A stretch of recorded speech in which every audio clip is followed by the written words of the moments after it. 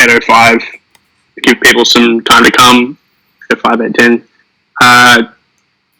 Does anyone just want to tell me like what it's been like with communications recently? Does anyone have any thoughts?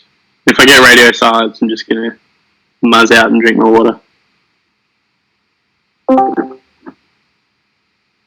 Any first years, any second years?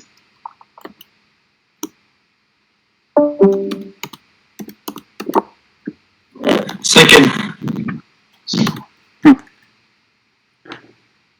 Yeah, and how was that? How was communications for you guys? You mean the course? Yeah, the course. Just your personal experience. I didn't like it. I don't like it. Don't like communications.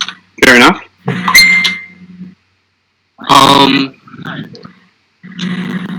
I'm a first year student, so we did a communications course back in term 1 where we kind of learned the basic softwares like Fusion, Illustrator, Photoshop, stuff like that.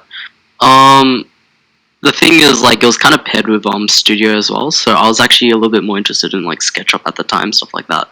So I feel like communications right now for first year, you kind of just have to learn it by yourself, more or less. Yeah, okay. Like, they focus a little bit more on like uni focuses more on like theory and stuff. So like especially Studio where you're kind of working with they kind of just give you some precedents to kind of analyze, and then you base your design off that. But then like in terms of communicating the ideas, you just kind of need to use what you've already learned from the past like few terms. So Gotcha. yeah. It sounds like you're using SketchUp in Studio and Rhino, and I've never used Fusion, but there's other programs in communications. Is that correct? There's a disjunct there. They're not just. Well, I mean, in terms of software that we use, if that's what you're asking, it's mostly SketchUp for Studio. Interesting. Right now, it's like, well, for me personally, at least, I do know people who are using like other softwares, like I know Rhino or Revit or something. But yeah, like the thing is, yeah, back in term 1, I didn't really like do my Illustrator and Photoshop stuff properly because I was too busy having fun in Studio and like figuring out like all these awesome functions in SketchUp, how I can, make some really cool shapes.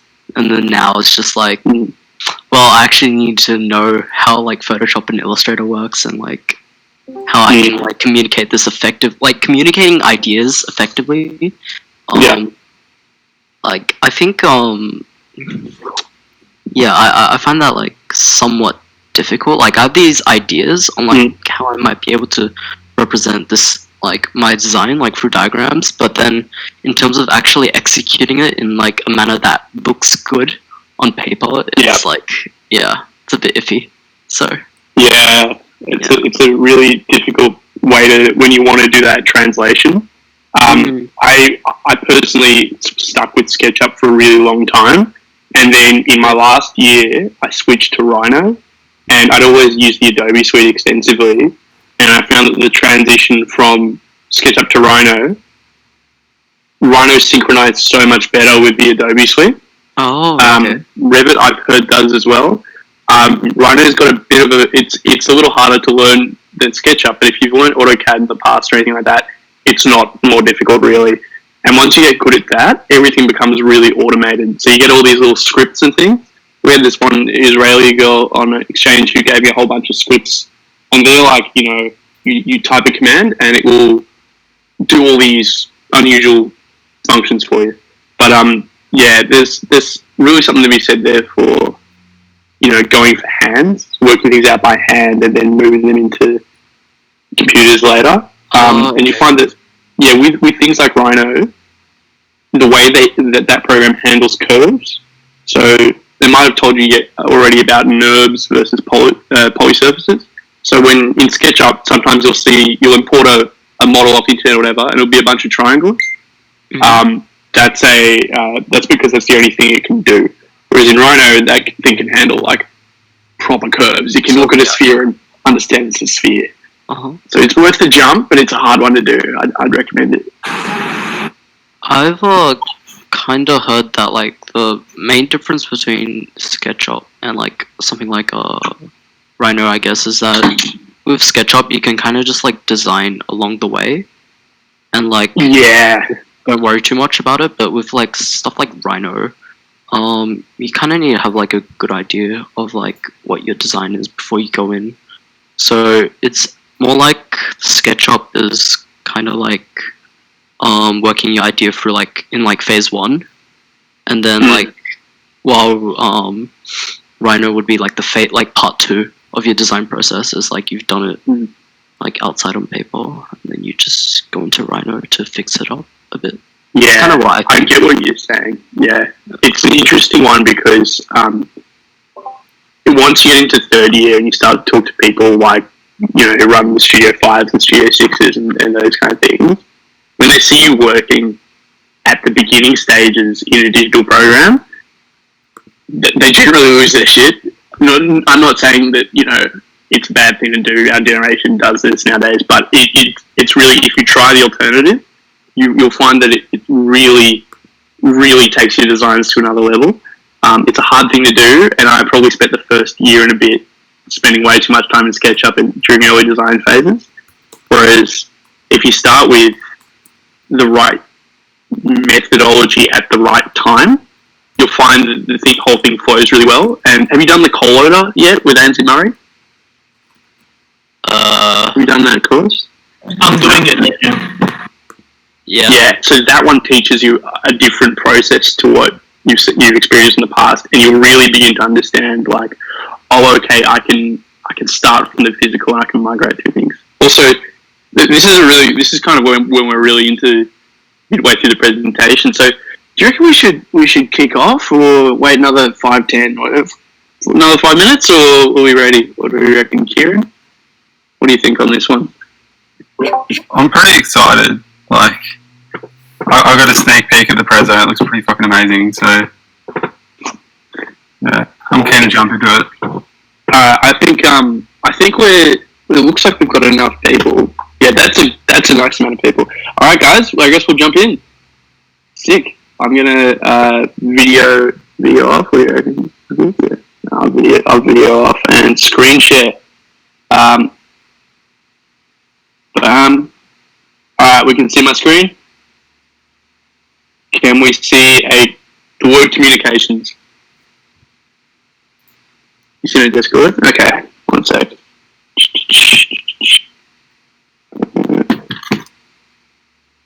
Okay, we're off Discord. Options, screen. Okay, can see that? Alright. Yeah, looking good. Cool. Alright, so today, communications. Thanks for coming by. So Kieran and I hosted last few weeks ago a course on precedence, which was a little miniature workshop, and it was designed as a kind of way to understand, you know, what they're trying to teach you when it comes to precedence. And communications, I've kind of gone with the same thing today. So Kieran and I are going to be, I'm going to be delivering this presentation, and then Kieran and I are going to take your questions at the end. But please feel free to shout out. I'm here with Amy, and she's going to be yelling in. Oh, okay. Kieran, can you see it? The preso? Yeah. Yeah. Are you going to full screen it? I've got it full screen on mine. Is it not full screen on yours? No, it's just on like okay. non-full screen. Yeah, let me try it.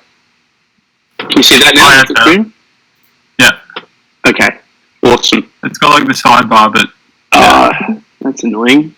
Doesn't have the sidebar. It was before, like when you did that stream 5 minutes ago. Oh, yeah. Now we're talking. Yeah, I mean that's better. I'll hit play. Does that work now? Yeah, looks good. Still got the bar. Okay, we'll roll with this. This will be fine. Alright, cool. Alright, so first thing we're going to cover today is what are we talking about? And in that section, we're going to review the kind of things that tutors and lecturers at UNSW have told me they're looking for from your communication work. in private contact that I've made with them recently.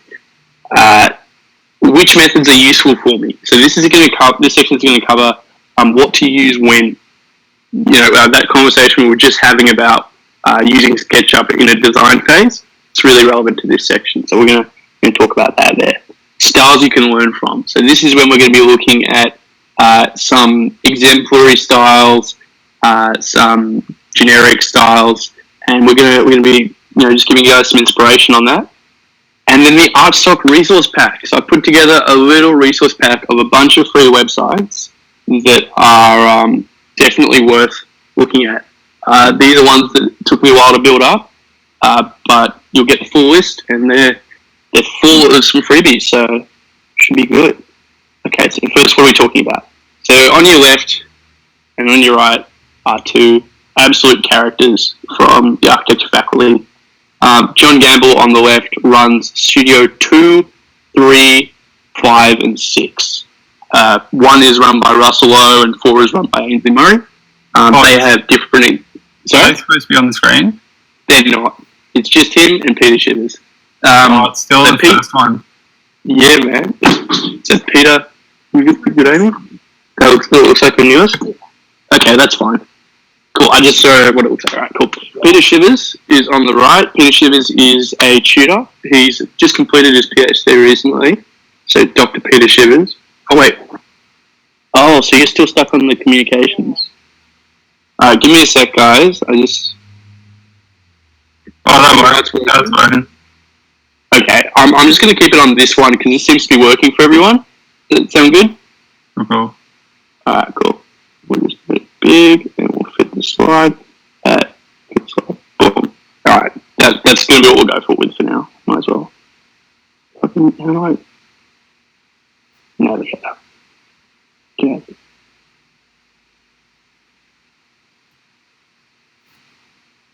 Alright. You know what? Give me 1 sec. I'm just going to exit this one and we're going to share a different screen with a slightly different program, the backup.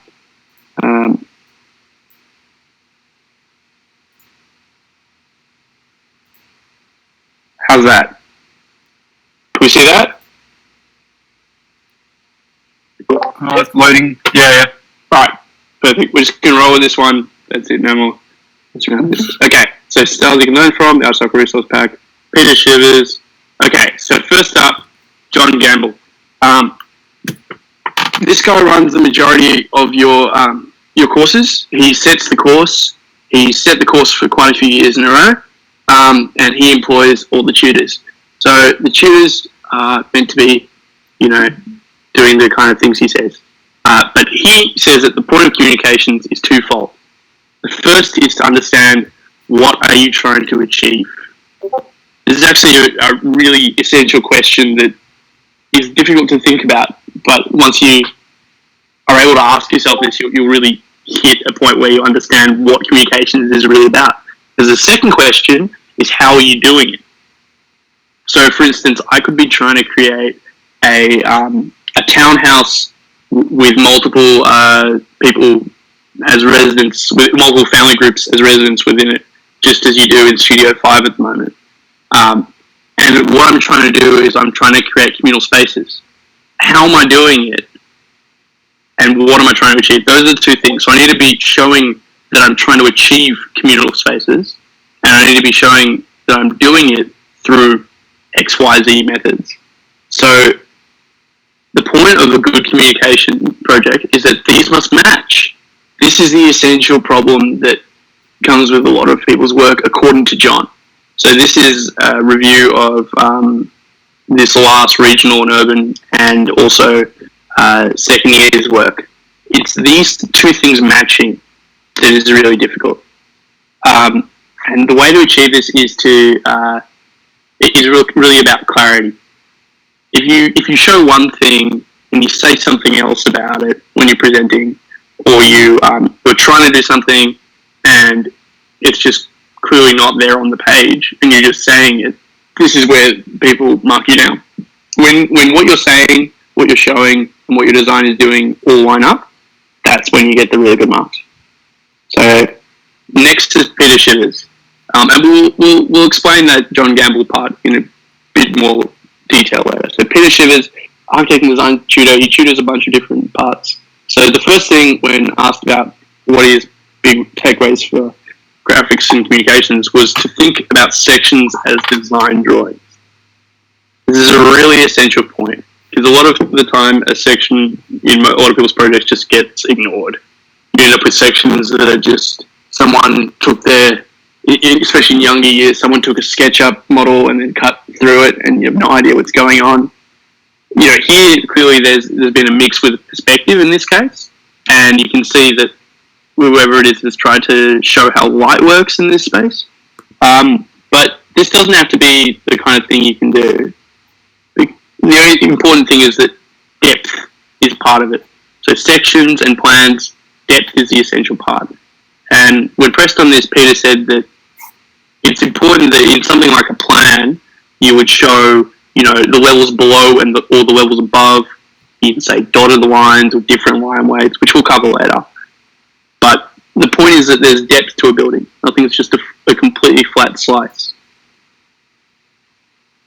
And he made the point that, you know, even with something like a section, getting off a computer is really essential. You can see here that the light that hits this particular sectional model is directly showing what would happen in reality with a light pointed towards the sun from a certain perspective.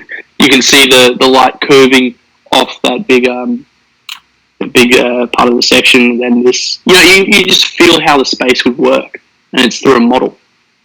Okay, so now that we've kind of covered what we're talking about, which is, you know, we're looking at matching what we're saying, what we're doing, what we're making, and we're looking at conveying spaces. Those are the two things I was getting at there. So what method to choose? And we'll move away from this high-level stuff pretty shortly, but the basics are worth covering first. So I don't know what you guys have started with this year. If you're first years, if you're second years or third years, just bear with me for this one. But probably the minimum thing that you can get away with for the majority of your work is a pencil, an 0.4 outliner, and any notebook with some dots in it. Light grey dots is perfect, and these will enable you to draw to scale. I really like sketching at 1 to 200. As a general, if you keep all your sketches within, you know, at least a similar or translatable scale, you know, say you're only sketching 200 and then 500 and 100, like things that everyone is used to, then you'll get used to it and you'll be able to work with these, which will be really enjoyable. If you're new to architecture, you probably won't have a collection like this, but by third year you will. These are all the sketchbooks that I personally have used. And the really fun part about working with sketchbooks, as opposed to just staying on a computer the entire time, is that you get to kind of leaf through them and see the progression. You know, if you've just completed Russell Lowe's first year studio earlier, you'll remember the 36 textures in the bottom left. You know, there's the Studio One house where we had to make. You guys have all done the same work for that one. You know, you can see the progression throughout. You can see the different things that you were interested in at the time, all the way up to, you know, how my work has developed into the honours. You can see, look back and see it. It's part of the joy of it, which I really strongly encourage. Of course, other people have much more impressive drawings than I've got, like this bloke, Sir Hugh Casson.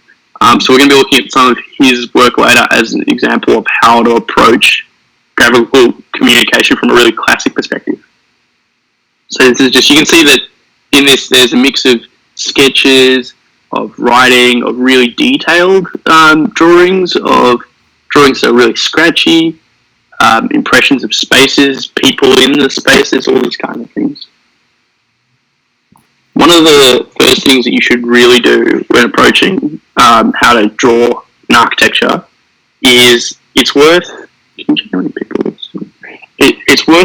being really able to draw people at a good scale and people that you could replicate.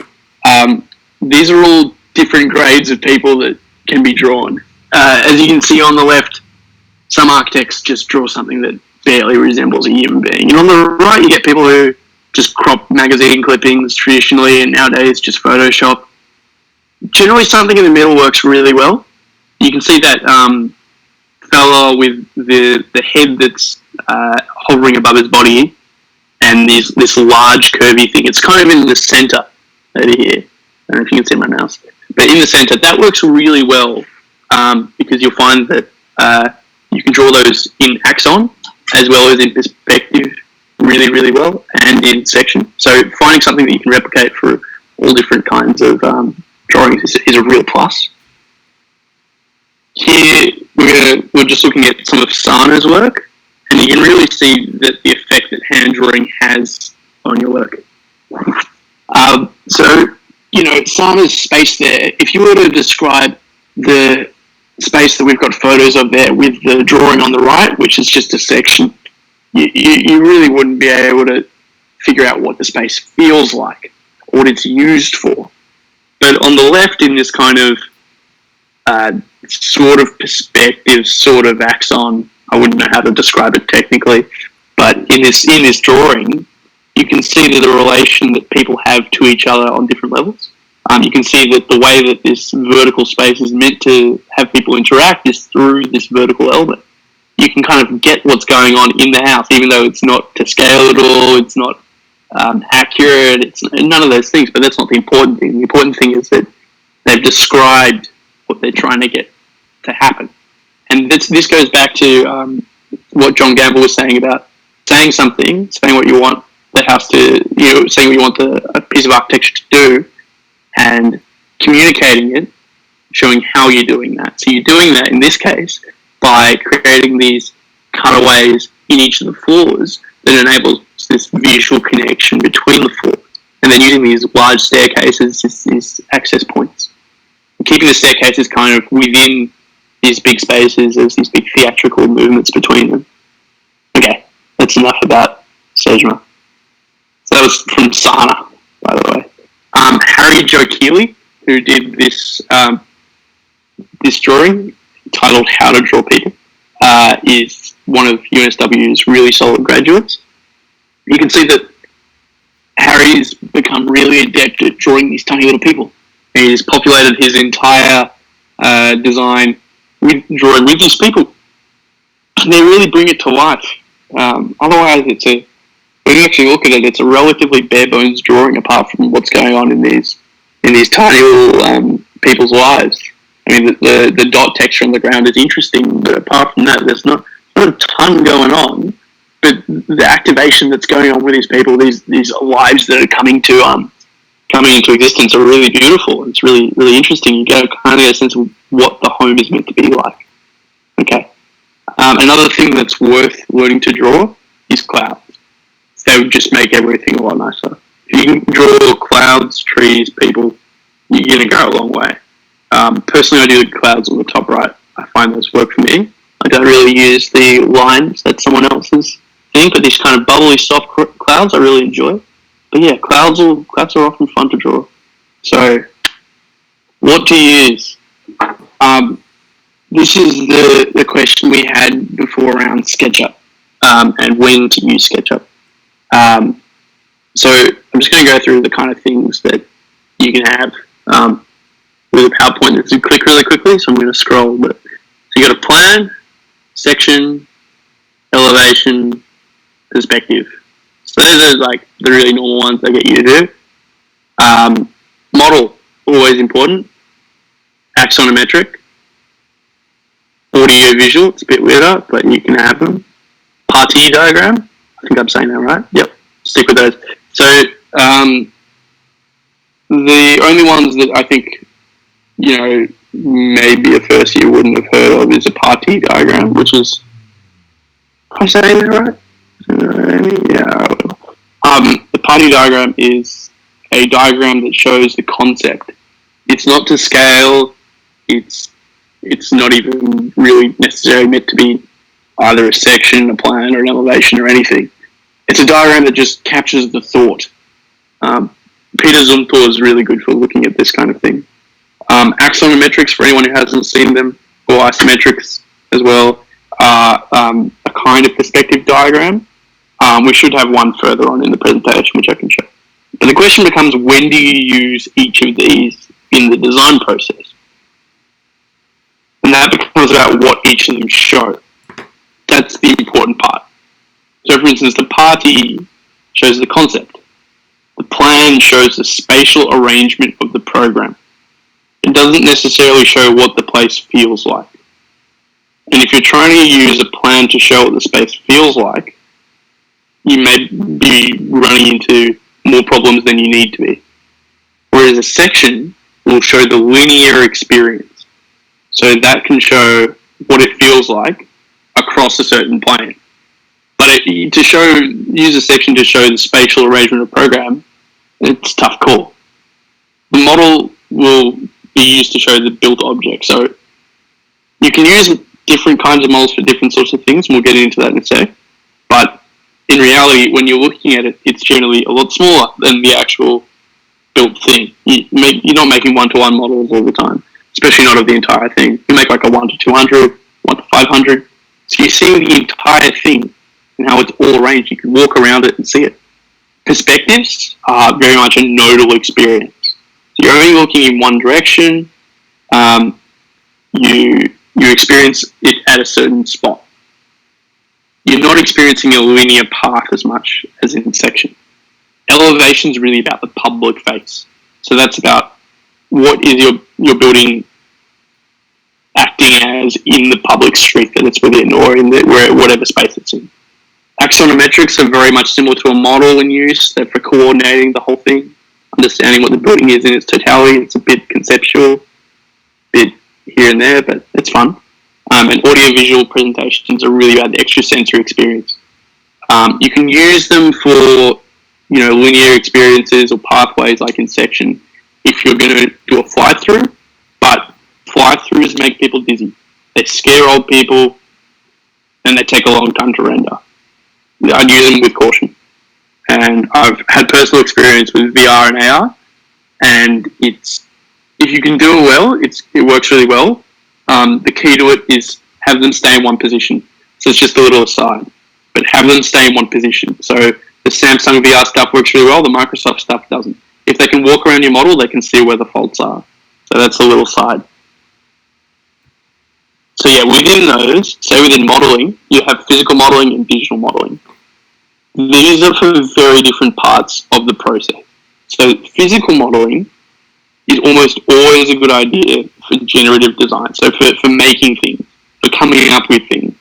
There's a really important architectural thinker called Juhani Pallasmaa, and you'll hear about in third year, if you haven't already.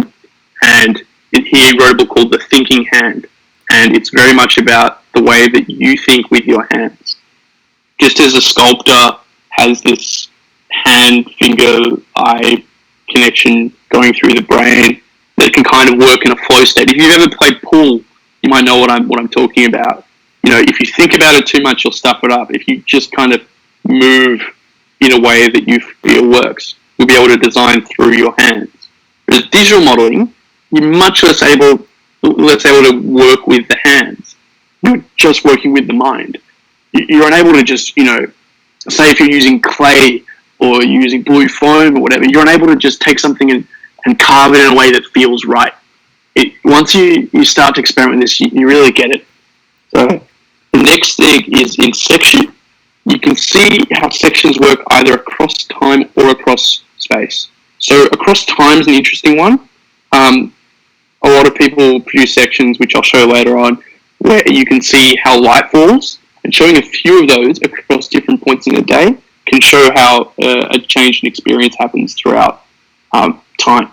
Whereas across space, it's much more about, what outlooks do you have, how do different rooms interact with each other. Perspective, interior and exterior is a particular subcategory of this. So showing the relation between these two things is super important. John Gamble is a really, really big fan of integrating interior and exterior designs. So working with larger landscapes, integrating into town plans, all that sort of thing. If you are able to both create a beautiful internal space that people can engage with, and also enhance the exterior, you're going to do well in his studios. What's in this one? Party. It's a generative sketch. So, one way that so Barragan is a great architect, and Louis Barragan, would do 10 of these sketches. So 10 core ideas, just generating them. He wouldn't be married to any of them. He'd just bang them out, do it really quick, and then he wouldn't become attached to any of them. Some of you may have experienced becoming attached to a project. You get attached to one idea, and then you grind it, and it gets worse and worse because you try and make different things work. If at the start you're really open to whichever idea deserves to be there the most, then you'll really get a lot out of that. I'm going to quickly go through these ones. Okay. So between section and perspective, you can get the experience of light. These are definitely the best for showing experience of light. And generative is, so creating ideas, parties, and models are really good to use together. So the core thing we're trying to get at, the only thing you need to take away, is to generate with your hands and to use the right tool for each job. The idea of moving into digital late is to give you as much time to think with your hands as possible. The digital will refine everything, but it's even those little moments where you're just mucking around with whatever that you'll be able to really reach a really good point. So now I'm going to tell you 2 stories about when I first failed and then succeeded with using the right tool for the job. So in my communications, I failed communications the first time, and then I came back the second time and I did really, really well. This was the time I did really well, but it still didn't go well. So this is Moriyama House by Raya Nishikawa. It's a really nice house. You guys have probably all seen it. If you haven't, definitely check it out. It's an interesting one. This is different pictures of that house for anyone who hasn't seen it. And then this is the model that I made for it. Now, the reason that I used all these jigsaw parts is because I hate hand cutting. I've always hated hand cutting of balsa. I've just never been into it. I really should be. And what happened in the end was, earlier in the process, in communications, they said, "This is fantastic. We love how you've made it. It all works really well." And then towards the end, they said, "Well, quite frankly, the real house doesn't have all these jigsaw parts. You just created this completely different form. If you'd done the house in white and everything else in brown, you'd be fine." So I lost a bunch of marks for that. But it was okay.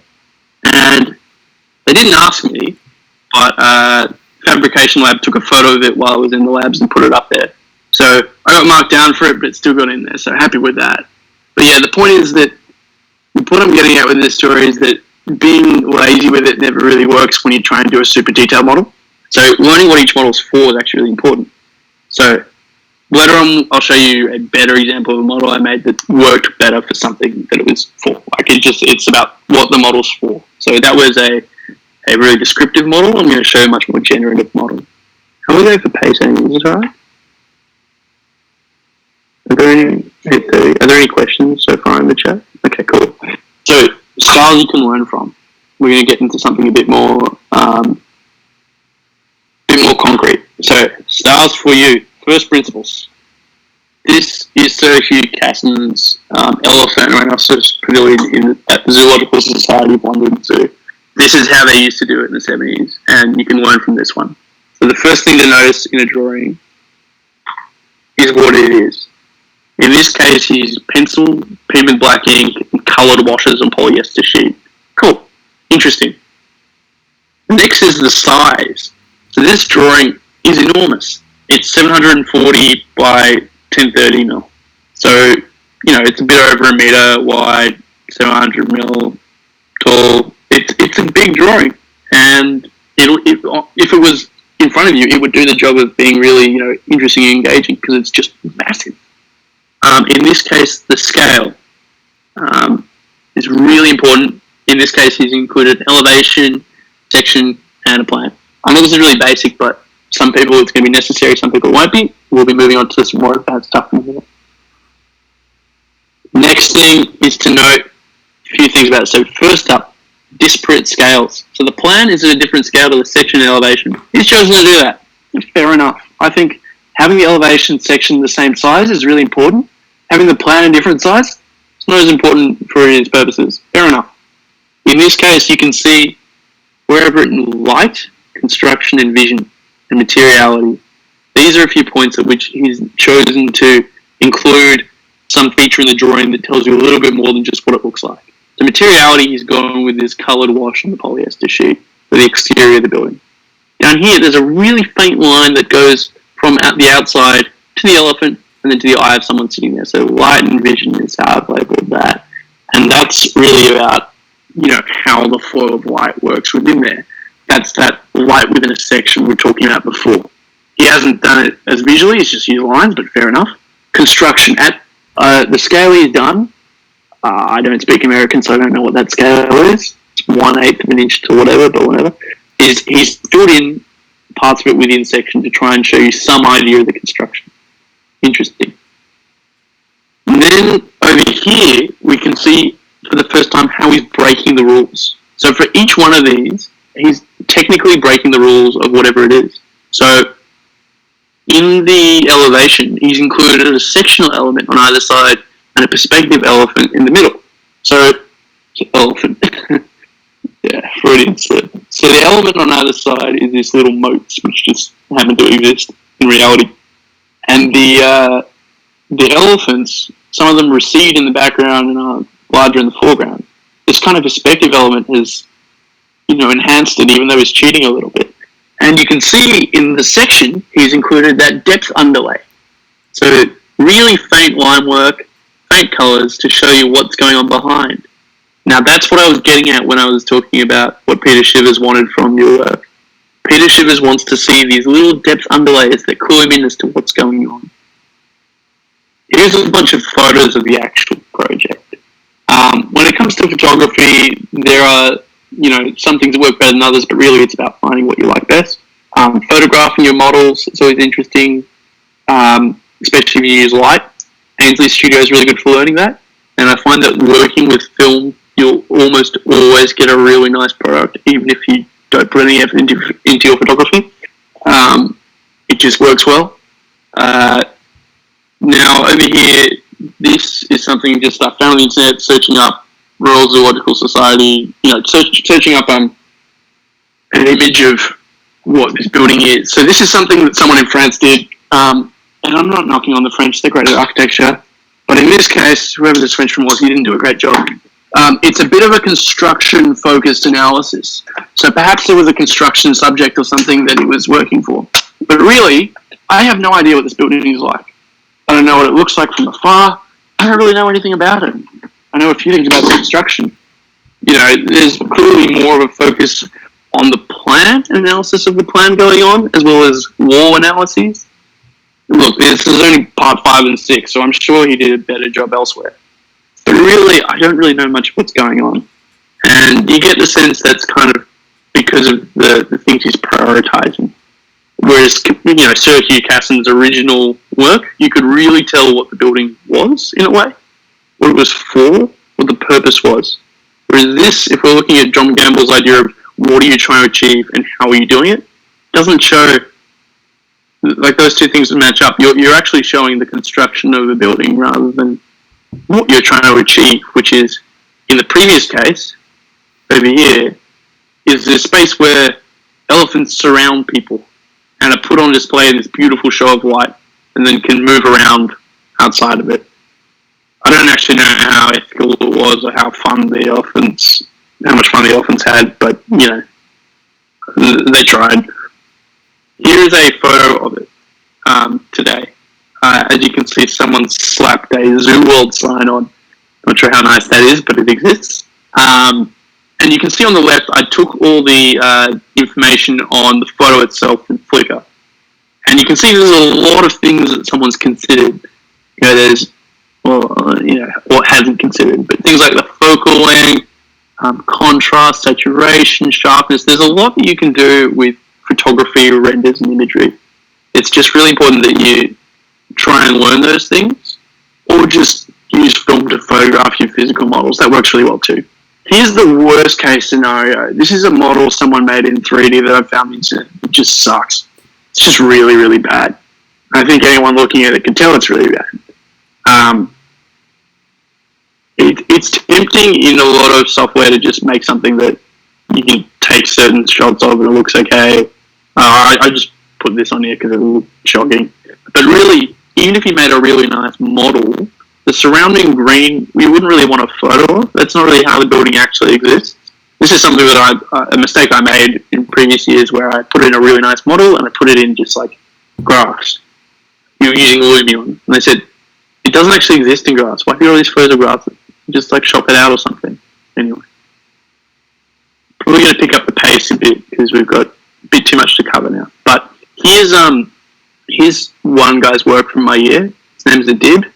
Adib works in craft paper. I highly recommend trying out craft paper, pencil, pen, and white paper as a combination for drawing. He also prints details and draws over them. It's a really nice and really effective method of presenting. People love it. They also love how it's a little bit of a crowded page. It really feels hand-worked on. Line weights. I'm going to briefly go over line weights. So, why do we use different line weights? How do we use them? And which ones for what? It's important to show why. So, why would you use different line weights? To show importance, depth, or spatial and temporal relationships. How? They've got to be intuitive. You've got to understand them when you just look at them from afar. 4 line weights is generally a good amount. More and it looks complex, less and it looks simple. And they've got to be consistent. You've got to be consistent throughout your drawings. And reach. So if you're cutting through anything, it's best to block that in or to use really bold line weights around it. Proximity, so things being closer to your perspective, is always heavier. Materiality, heavier materials should be darker in the line weights and thicker. And outlines, anything that where you're going around an object, it's good to have a thicker outline. Here's a few examples. So on the right, you can see the real basics of good section work. You can see that things are, the heaviest things are the things we're cutting through. Some things are thicker and some things are lighter as they recede into the background and as they're more or less important. On the left, you can see, a little bit of perspective work going on. You can see an underlay of the background receding as it becomes lighter as it goes backwards. You can see a bit of perspective on each floor. It's a really interesting composition. And over here you can see a few more examples. On the left, this more traditional style. The cut-throughs have been done in this much thicker line rather than filled in. There's no filling in going on. Whereas on the right, there's a completely filled in section cut and just a straight perspective. It's a really beautiful section for showing light. That's what we're getting at before with sections as design drawings from Peter Shivers. Okay, storytelling.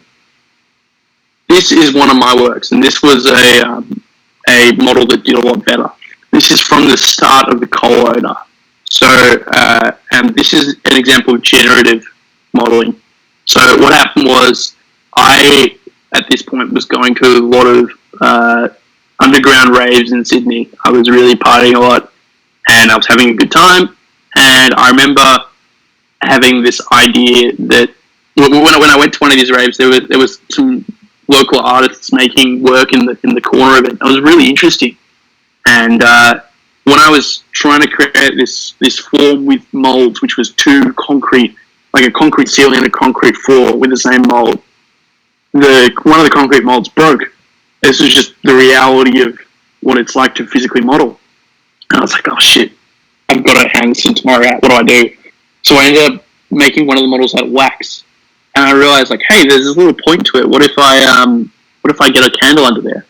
And then, the little addition of a human figure in there gives the whole thing scale. And so now the point of if you haven't done Ainsley Studio, the point of a studio is to make a experimental art foundation. And I thought, what's the difference between a foundation and a gallery? A foundation is somewhere where art is made rather than consumed. And I thought that, in Sydney's raves is where the only time I'd seen art making. And so I thought that, in these decaying places where these raves were held, that's what was giving way to this art. And so when I was presenting, I lit this candle and the roof melted into the candle, warming the the figure in there. So that was how I told the story. And the point I'm getting at here is that at this beginning of the design process, I made the model, and the model shaped the story. And then when I presented, I didn't start with, I put the kitchen here, I did that there. I started with, this is the idea I'm getting at. And it's clearly evident in the model. Ainsley's studio is very arty, so you'll do it with something like this. This is just a screenshot from our website. I couldn't find the actual images or video. Anyway, graphic basics. So we're almost done here. There's some real basics to how to do graphic design. And I'm just going to run them through them because most of you done communications. If you haven't, get ready. The first is to work within a grid of some kind. Graphic designers will tell you columns, don't worry about grids. But in reality, big horizontal lines are always worth keeping. On the right, you can see that the cover of any book will relate to the interior. Generally, it's a good idea to do that. This is from NASA's graphic manuals, actually. So this is NASA's internal design ideas. And these are not hard and fast, but they're pretty conventional. Leaflets and folders and journal tickets. So this is, they've set up a style manual for each of their publications. This is not necessarily things you have to follow, but you can see that in each of their designs, they've set up a grid, and each page, while it can be a variation on that grid, does respect that grid in some way, even if it breaks, as in the case with the bottom one, where you've got these 3 pages that all have the same filling out of a certain part of the box structure, and then the last one breaks it, but it breaks it within a uniform way. There's still that horizontal line kept in this case. So, just going to look at a few random styles. We're going to do this one really quick. So, digital collage. Coos Arch is a website you really got to look at if you like digital collage. Their stuff looks like this. It's a process of using Photoshop and just images of the internet.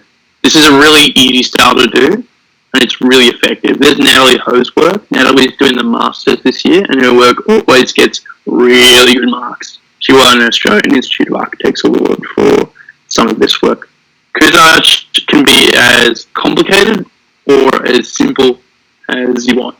Digital collage has a lot of potential, and it's really trendy at the moment. It's been trending since 2017.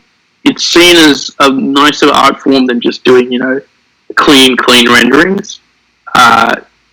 People just like the handcraftiness. In a world where, most firms just ship off something to be rendered elsewhere, this is a really nice way to do it. Bartlett. So, I'm going to cover a particular school's idea. So if you're going to do 3D, or you're going to do these big, shocking things, do them like Bartlett. They always look really nice. They've always got this idea of a really solid story alongside a really beautiful graphic. And then they use different forms of 3D alongside each other to show different things. In this case, it's a master plan that involves learning to perform agriculture on the water in the future along the Thames. So it's a really specific project, but in this case, they've used 2 very different but very beautiful graphic styles. The triptych on the right, for anyone who's done it before, it's a really effective way to approach presentation. Is 3 really similar, long, thin portraits. This guy, Clement did a really beautiful drawing set. This one is about isolation and the 2020 lockdowns. And, the thing that, while this looks like just an art piece, and you at first struggle to think of how it is at all relevant to an architectural piece, even though it's clearly parts of a building, the concept, if you read his work, is that it's more evident in the piece on the left, is that the room he's in is really clear. He's drawn this room in an almost axonometric view, and it's really clean, it's really clear where everything is, it's concrete. And as you move further away from the room, things become hazier, become less clear. So in this case, it's less a drawing that's meant to depict the building, and it's more meant to depict the feeling that he's going for. If you were going to do something like this, you provide really concrete, say an axonometric plan section elevation elsewhere.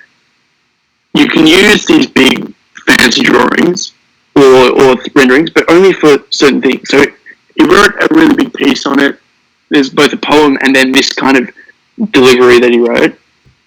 Here's another one from Bartlett. This is a guy who Aaron Joyce said who used his, I think he's Bangladeshi, I'm not sure, but this like traditional art form from the place of the world that his family is from. You can see on the left this carpet weaving style that he's gone for. This attracted some really big international attention. Again, it's not great within UNSW's approach, but if you were to provide, say, a really strong model and then like a really good, plan elevation section as well, and then stuff like this, they love it. They lap it up. It's really beautiful work.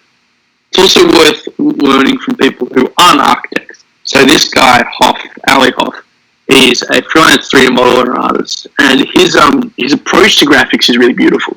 So it's really important if you want to really learn how to create just beautiful renderings and things, getting outside of the architectural bubble. You'll find stuff that really shocks the idea. So advanced text work. So this is a presentation by UTS postgrad publishers. So they're master students who formed a publishing company. And this particular work, Quality Control on the left and the one on the right is a different one. But the one on the left was about the government architect of New South Wales. And the one on the right, which I'm showing you how it works, is the evaluation of Melbourne versus Sydney as architectural centres and the history of them. And you can see that they've got this really concrete, one small column on the left, one big column on the right. But in reality, there's 5 columns here. It becomes clearer when you move on. See how there's a gap on the right between that the English Gardens part covers and the 2 images on the bottom don't cover. So there's actually, 1, 2, 3, 4, 5. There's 5 different columns here. But on the left-hand page, there's one column that's been left blank with just some, title text, and then there's a 3-column passage. So what's going on is certain columns are being populated, multiple columns being populated by certain elements, and some columns are being left blank. It's about playing within the structure. Again, an even more dramatic example from the same book is this one. In fact, this might actually be a separate book, I'm not sure. But yeah, the point is that you can see that they're playing within the structure and they're kind of using this movement throughout it. I'm going to really quicken up here because we're getting towards 50 minutes and I want to get to questions, so I want to drag this on for ages. But here's a graphic designer and photographer whose work I like, and you can see that her stuff really breaks the standard rules. There's just these big blocks of text and then random typology that forms these interesting little graphics. The text reflects what it's saying, that one of them turns on and drop out, it's falling over. It's an interesting piece of work, and playing with graphics is perfectly fine to do. So, final thing, we've all been waiting for it, the iStock resource pack. Okay, so, first website, the Noun Project. If you've ever run into the problem of sticking, like, a bit of text that says bathroom over your bathroom and a bit of text that says kitchen over your kitchen or whatever, give this one a try. You search up, say, bathrooms in the search bar, and it'll give you 30 different icons that you can use for bathrooms, all pretty much royalty free, or you can nab them. They're really worth looking at, and this list will stay the same on the left, so you'll be able to save things. New Bolleden. This is a German font website. They also sell architectural graphics, and you can see in the bottom right, they sell plants and stuff. This one has some really good taste. Fonts are hard to get that are in good taste if you start to get funky with the fonts. And I found that out the hard way, but it's worth checking out good fonts. And sometimes paying for them's worth it, and sometimes just isn't. Dimensions.com. This one used to be free. I think you got to pay $6 a month now. If you know how to use Photoshop, you know how to steal from it. I won't give you more info on that. They have a real range of things, and everything is correctly dimensioned. So this was started by a bunch of graphic designers and architect teachers who were tired of people putting in like a chair that's 3 times the size it needs to be. You know what I mean? Like, everything is actually dimensioned when you download the file. And as you can see, they've got a really good variety of things. If you were, say, making a studio project about the pandemic, bottom left, you've got 2 pandemic workers. You've got some mask wearers. About the US election, there's some people holding who are holding signs and pickets up on the bottom right. There's Drake in the top left corner. You've got a lot to work with from this website. Skullgalar. I don't like Skullgalar. Other people really do. It uses just cropped people. They're fun. If you were to, correctly use them in Photoshop, they could be really nice. I think they're a bit too realistic, but whatever. It's there. Pimp My Drawing. This one's an old classic. I think they're a bit whatever. I prefer Dimensions.com. But for certain things, especially if you're going to black out the entire person and shrink them a ton, they're great. Black Market. Black Market is a place to go for interesting Photoshop assets. These are really weird. They're really fun. I've done album art design on the side, and that's where I learnt about this stuff. But if, say, you wanted to, I don't know, I'm just looking at the pictures that we've got on here, have like a taped together looking presentation. You've got a whole lot of tape or Ransom.zip's a bunch of cut out newspaper letters. It's really weird stuff, and you can have a lot of fun with this. Behance. Behance is really good for looking at other projects, looking at what people have done, and for finding cool fonts. It's just a worthy. It's better than Pinterest. It's interesting. Cargo site. So Cargo is really good for designing websites. The 2 shots on the left are from my website. The 3 on the right are from other, architects, graphic designers, artists. It's way overpowered compared to a Wix or a Squarespace. Costs $13 a month, and I'd pay $25 a year for a URL. But once you're going for jobs, that's worth it. The big reason that I do a website instead of a made portfolio is that as I do new things, I can just post them. I don't have to reprint a portfolio. Also, costs me nothing to send it to tons of different architecture places where I'm looking for work at. It's a really good way to make something unique, make something that's alive, make something that can be easily accessed. Highly recommend Cargo. So if you want a screenshot or whatever, I'll probably post these in these links in the Architecture Society page. And yeah, that's the be all and end all of it. That's everything. Thanks for listening for a really long time, guys. But yeah, 1 second. I'm just gonna switch that off. Switch off screen. Video chat isn't available for more than 25 years. It's sick. Alright. Thanks for tuning in, guys. Does anyone have any questions? Or Kieran, did you want to comment on anything? Yeah. Well, since you mentioned the ArcSoc page, just before we get into the questions, I thought I'd mention the ArcSoc feature hashtag.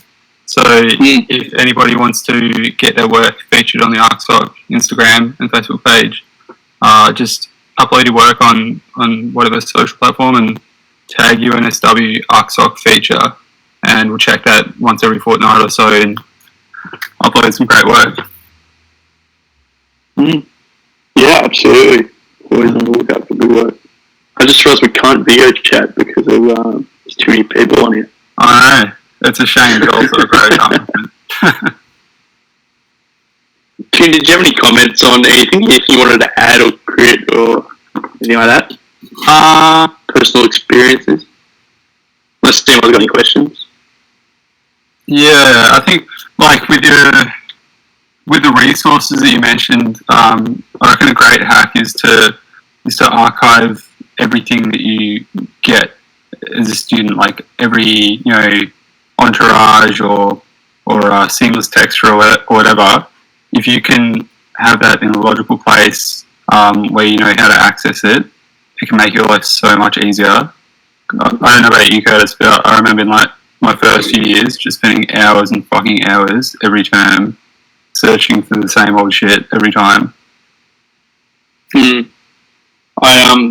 Yeah, I really I struggled with that for a while, and then this Canadian exchange guy, he showed me how to. Cause I moved from SketchUp to Rhino then, and he sent me a few CAD blocks, and it's the first time I found out what a CAD block was, and it just rocked my world. It was awesome. Yeah, right. I was just like, oh, okay. So once I draw a plant or whatever, I can just chuck in a million plants and make the whole thing look beautiful. It was great. Yeah, and working out a template that you work within. I think 30 by 40 design on YouTube. Oh yeah. There's a guy who, yeah, he's a classic, but he sells one for $50. Oh really? Which, yeah, I've got it. It was Imperial, which sucked. Oh, fuck. But apparently there's a way to convert it, which he's got in like a document, but that one was sick.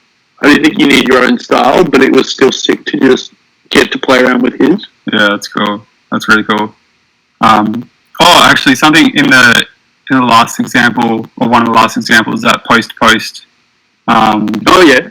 Thing. Plus everything in general. I think one thing I was hoping you mentioned was like the power of positive and negative space, and how showing less often shows so much more. Oh, definitely. Yeah. Do you want to explain that as well? Because that might be something that I think is often not as well touched on as it could be. Yeah, I think. We've got a question after this too. Yes. When you're presenting something, you've actually, my old boss used to say this to me all the time about clients, which is probably bad. But he said treat them like they're 5-year-olds, and he's got a good point, because anyone that's looking at your project has no idea most of the time about any aspect of it. So you've really got to simplify the point that you're trying to communicate. And so when you think of planning out your drawing, think about what it is exactly that you want to show, and show that, and don't fucking worry about anything else. I think you're absolutely right. I think keeping the message really simple for each drawing is really important. So the question we've got from Never Wrong, great name, is do you have any recommendations on some good tutorial videos on using various software? So that's Illustrator, Photoshop, InDesign, Rhino. Like, even though we kind of know how the general direction we should aim for, we still need to know the technicalities of making this. Okay, good question. I found that the way I learned it was probably the wrong way to learn it. And the way that you should learn it is through LinkedIn Learning. Do it. It'll save your life. It's amazing. It'll be a massive seeds, but you should just absolutely do it. It's UNSW pays $250 for each person or whatever to have access to LinkedIn's learning program, and those are online tutorials. And the people who run those tutorials, the only thing they do in their life is make these tutorials for people, and they're amazing. They're really amazing. I learned Revit within the 14-hour course they had. I didn't know about them when I was learning Rhino or anything, but they will start you from the most basic part, and I highly recommend doing that, because they'll cover the basics early, and then you won't get to that stage where someone's just posted. That's perfect. Yeah. Thanks so much, David. That's exactly what I'm referring to. So you can access it via UNSW email, and the thing is that once you get to an advanced stage, you won't be missing the basic shit, which is what happens when you learn it the way I learned it, which is just to try and figure out, like, oh, I've seen this thing graphically on Instagram or Behance or whatever, I want to try and do it, and now, like, I've got to, just Google a bunch of random ways to do it, and then figure it out eventually. I would strongly recommend LinkedIn Learning. That's so funny, because your example and your life experience is exactly the same as mine. Like, I would definitely recommend doing it the smart way and doing LinkedIn Learning, but I can't say I've ever actually done that myself. It's such a saves, but it really works. I think though, like, it's definitely advantageous if you can do the LinkedIn Learning, and would highly recommend doing that. But going back to what you were touching on at the very start about the importance of drawing by hand, I think you kind of mentioned this, but like, when you design in digital software, you kind of limit yourself by the software. However, if you draw it by hand, you can like come up with a crazy idea, and then you've got that idea and it's solid, and you go into the software and you don't know how to fucking do it, but you'll be able to work it out. But if you just use software the whole time, you would never have actually gotten to that idea. Yeah, that's a really, really good point. Yeah, if you start from the funny thing about physical objects is that you always just fuck up and it creates good things. It's just like you say you'll make something out of clay, right? And then you try and fire it in the oven at home, and then you drop it, and now it's split along a certain plane or whatever. And now you kind of got to figure out, all right, well, can I stick these back together? And then you start playing with it, and these two parts look interesting in a different way. That's a really, hoity-toity way of looking at it. But there are concrete examples where that kind of thing happens. And, one of them was my sculpture that melted while I was presenting. Like, that was a complete fluke, and I did really well off it. And it was such a satisfying thing to lean over and wipe the thing and have it melt while I was speaking and demonstrate the thing in action. And I would never have had that if I'd have 3D printed. And I strongly recommend 3D printing for some things and laser cutting for some things, but, time and place for different things. Like, I've seen a lot of modeling with, clay, with plaster, with different kind of form-making things. Or people using, paper and string and, tension elements as well. That's really cool. Like, your work can take on characteristics based on the materials that you use. Yeah. It's a really interesting feedback loop. Whereas in digital, you never have that. It never happens. 100%. Yeah, I think the biggest weakness in laser cut models or 3D printed models that I've seen is that people do them because they need to do a model, and that's what you do it in. But then you can use laser cutting effectively, but you have to use it. You have to have a reason for doing that. Yeah.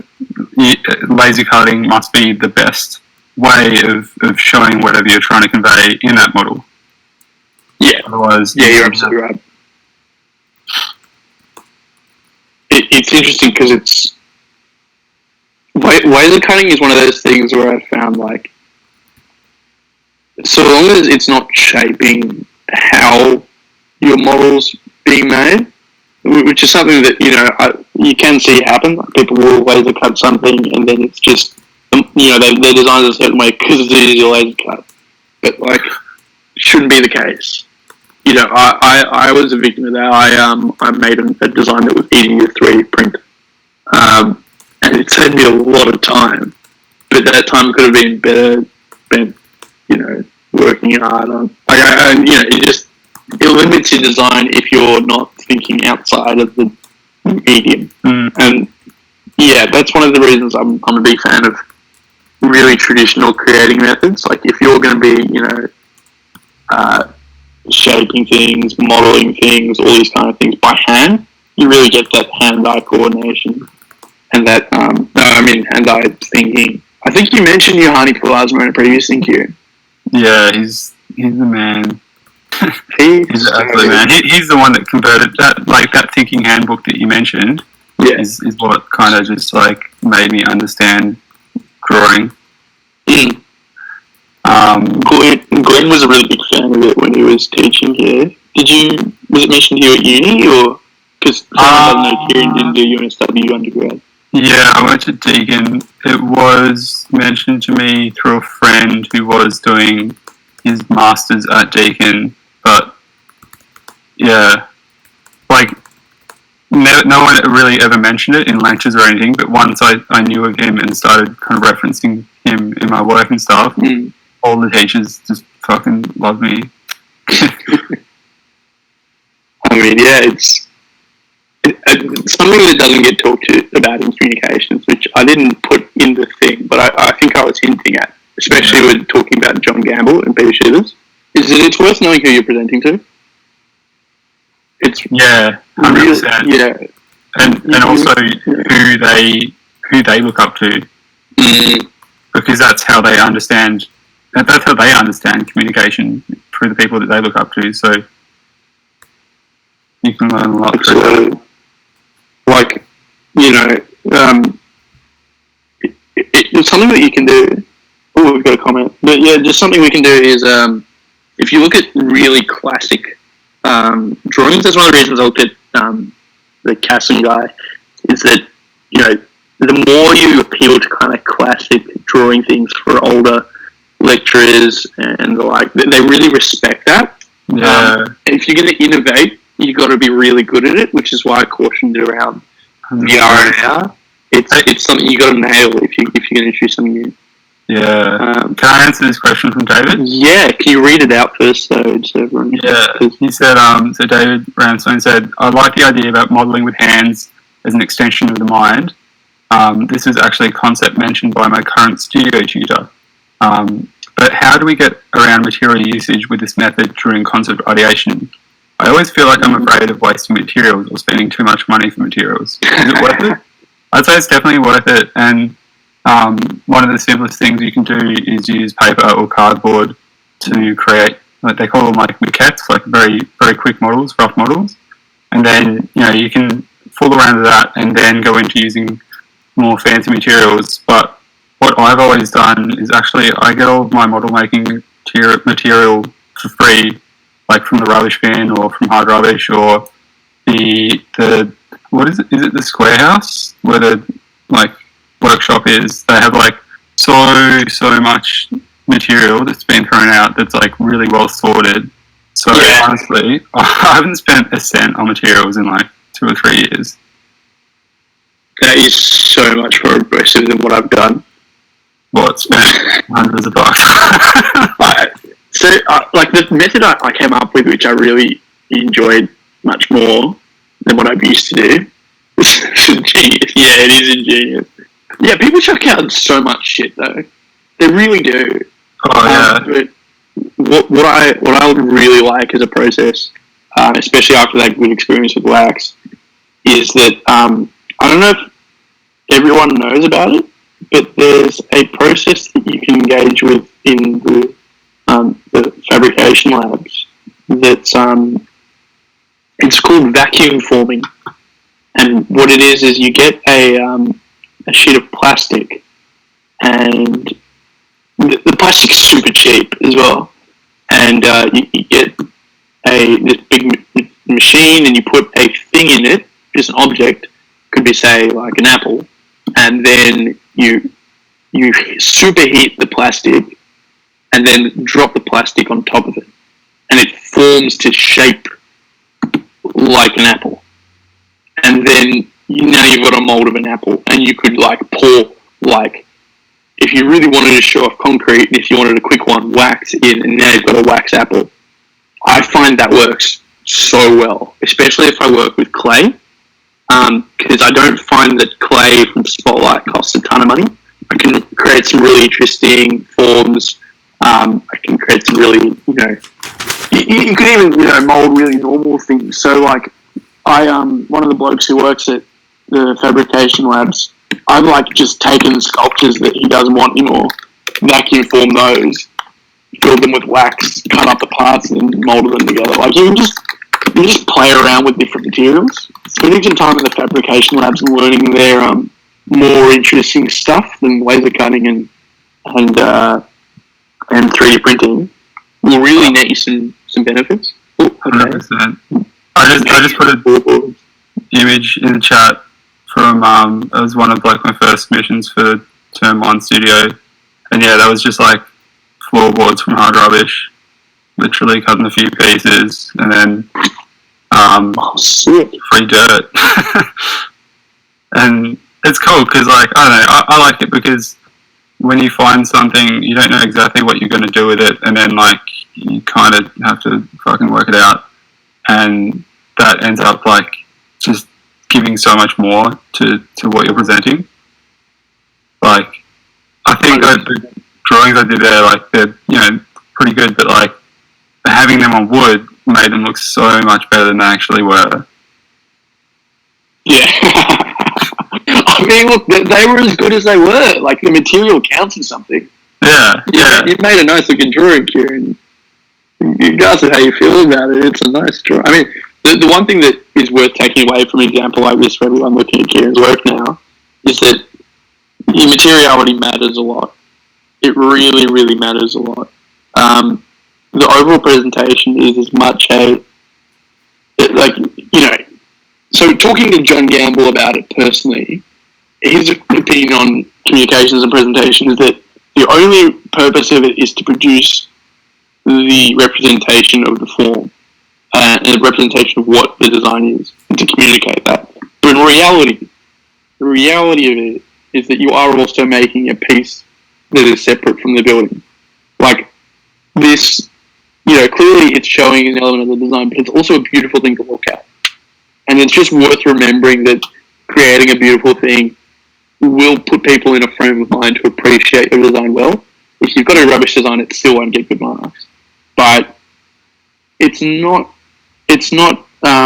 something you should overlook, like making something that is genuinely interesting to look at. And the more hand labour that you clearly put into it, the easier it is to just buy respect. Because everyone's seen something that's printed in the red centre and laser cut in the square house. If you print on like Glory Printing using their canvas or something, and you've handmade something out of wood, people are going to stop and have a look, no matter whether it's actually great or not. Mate of mine, Guillaume, did it, and he really did well with that. That's like handing out resumes as well. Like, I used to work at a cafe, and whenever somebody handed in a resume with Times New Roman, I'd just be like, no, like, wouldn't even bother. New question. David again, thank you very much. Mm-hmm. Any general advice for studio panels and quick presentations? Oh, yeah. Can you want to go first in this one? Oh, fuck, I've got some advice. Yeah, I think a quick one would be... Actually, I saw a few first year's studio panels from the last submission a few weeks ago, and I think a general comment was that they ran out of time towards the end to like organise it properly. So I guess based on that, my advice would be to plan out what you want to present and how you're going to lay it out as soon as you can, even like before your drawings are done, and kind of like make your drawings based on your presentation. Otherwise, you're just wasting time. Do you mean that they've run out of time to present because they're just running out of time to talk about the things they want to talk about, or they're running out of space, or they've run out of space to organise? Yeah, it's pretty much all three of those. Like, would be like they said that they would present, but they didn't really know what they were talking about. Like they didn't even get to talk about their drawings because they were too busy introducing the project. Secondly, like I commented that their work wasn't so, like I was like, you should align it to a grid, and they said we did, but then like last minute didn't work out. Okay. Yeah. So yeah. Yeah. Which I did probably first and second year for sure. Yeah. I mean, it's an interesting problem. I created the Coloda last year, and some students really took to presenting really naturally, and some really struggled. And how you approach your presentation is something that definitely needs planning. And one thing to think about is that if you've ever written an essay before and written an essay well, a presentation is not that different. Speeches aren't that different to essays. It's all kind of the same thing. And there's a really two ways that essays should be written. I'm not going to try not to go on tangent here, but the first is tripoding. So you must have at least 3 subpoints that support your 1 point. And that's your main argument, and you've got 3 reasons why. And then flag posting is the other term, which is you let people know what's coming next and what each of those points are. So there's no surprises. Everything, the 3 things clearly sum to the one main thing. In reality, in essays, they're often more complicated and you end up with more points, all that jazz. But when you're actually presenting, you should have a core message. You should have a core idea. It should be something that's happening. And there can be many different things that contribute to this. Something that John Gamble in particular feels very strongly on is that your design is not an answer, but in fact a critical mass of questions. So you've been asking so many questions of the design task that you'll reach this point where there's a critical mass and they form the design, and the design exists as a collection of questions. So it's a bit of a conceptual thing, but really what I like to do is come in and say, I was trying to do this. This is how I did it. This is reason 1. This is reason 2. This is reason 3. Hence, I have achieved what I set out to do. And also, why what I set out to do is the right thing for the design brief. Because something about Studio is that, in a way you are the client as well as the tutor and lecturer being the client and the imagined clients being the clients. So you really have to sort of choose how you're going to answer the thing. Like, you first got to argue why your purpose is a good purpose for solving the program, and then you've got to create reasons that your design features fulfill that purpose. I think that's enough rambling on that, but for general advice for Studio panels and group presentations, clarity is the best thing. A hierarchy in graphics of the most important things being largest, less important things being smallest. Hitting the nail on the head really early. Have models that people can touch. Those are really fun. Models that people can't touch are less fun. Everyone wants to touch a model. Having models that do things is also fun. Having models that are really pretty is also really nice. Don't neglect models. And also, put all your process work out. All of it. Just all of it. If it's a really final one, it's going to be a really clean presentation, then maybe you collate it in a book or something. But don't neglect early sketch drawings. They love them. Everyone loves them. It's the most beautiful thing. Being able to see how your design process worked, at least in architecture school, is really good. Something that you'll hear from experienced architects is that one of the best ways that they show that they know what they're doing to clients is they sit down and they draw in front of them. The ability to literally draw in front of a person lets them know that A, you've got some basic competency in drawing, which is just the image of an architect, and B, you can actually discuss things graphically with them in real time. So, long-winded answer, but that's the general advice from me. I saw Hola Bitch was typing a question and didn't finish it, but would love to hear if you got one. I'm getting word from her in real time that she wasn't typing a question. But do you have any questions, Zane? Yeah. Okay, she doesn't have any questions. Well, we've gone for till 9:20. Are there any other questions? Just otherwise, I think maybe it's a wrap up time. I don't know. Does anyone have anything they want to add?